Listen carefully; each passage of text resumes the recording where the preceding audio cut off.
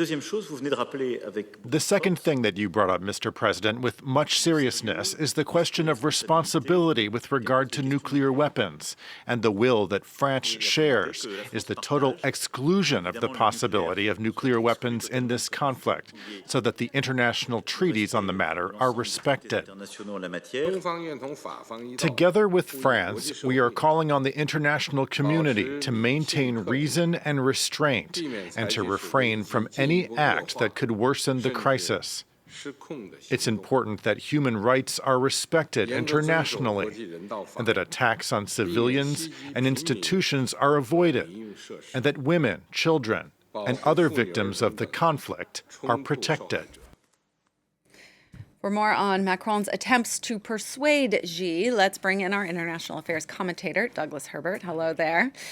A rather tepid response from Xi in regards to Russia. Are France and China on the same page here? No, not really. This is an extremely heavy diplomatic lift for Emmanuel Macron to try to sort of project onto Xi Jinping Macron's hopes that China could step up to the global plate, be responsible, try to bring what Macron sees as China's great influence, potential influence on Putin to bear, and get Putin basically to back down, to withdraw those troops to end this war.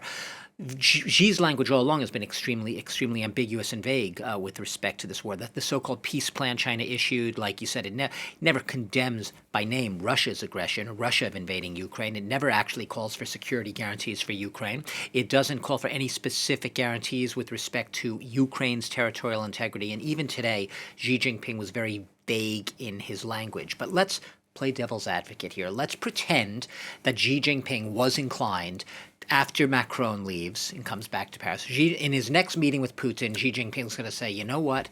Hey, Vlad, back off. You know what? This is not good for us. It's not good for the world. Get your troops out of there. Get them home and end this invasion now. I mean, we all know, that's a pie in the sky. That ain't going to happen.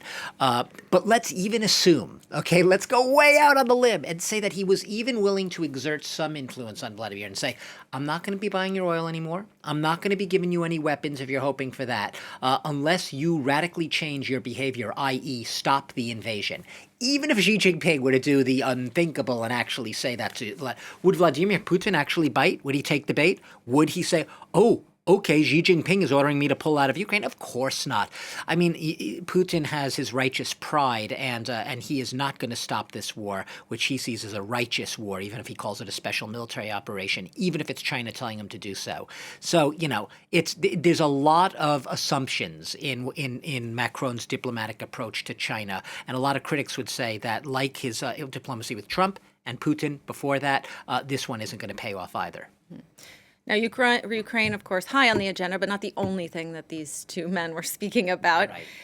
China is the second largest economy in the world, holds a lot of power and sway because of that. But what does France offer Xi? Yeah, France isn't the U.S., first of all, right?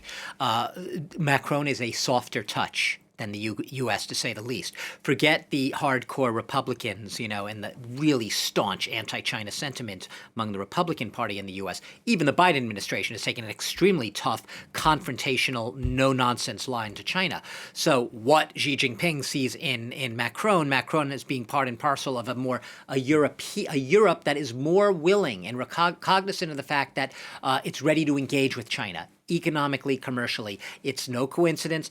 Macron sees the pragmatic commercial benefits of this relationship, doesn't want to decouple from China. He wants to engage China, even if he is not a dupe about what China's geopolitical ambitions are. So that's why he had 60 CEOs, big business bosses in tow, including from some of the biggest French companies, EDF and Veolia and Airbus and LVMH, the luxury giant. They're all in tow. They're all there striking deals. Airbus potentially billions and billions of dollars of aircraft there. So that's what Xi Jinping says. After years of being in pandemic lockdown, trying to get his economy, trying to reopen to the world, trying to welcome investors back in, Europe is the un-US. Macron is the un-Biden. He's the one willing to engage, willing to play that role of an enabler, if you will, or I guess a helper of China's efforts to reopen to the world. Now, we're not hearing Macron say much about Taiwan, unless he's been specifically asked by reporters. Right. So what's the calculus there? The calculus is don't say the T word. It's not that difficult. It's not even calculus. It's just basic addition.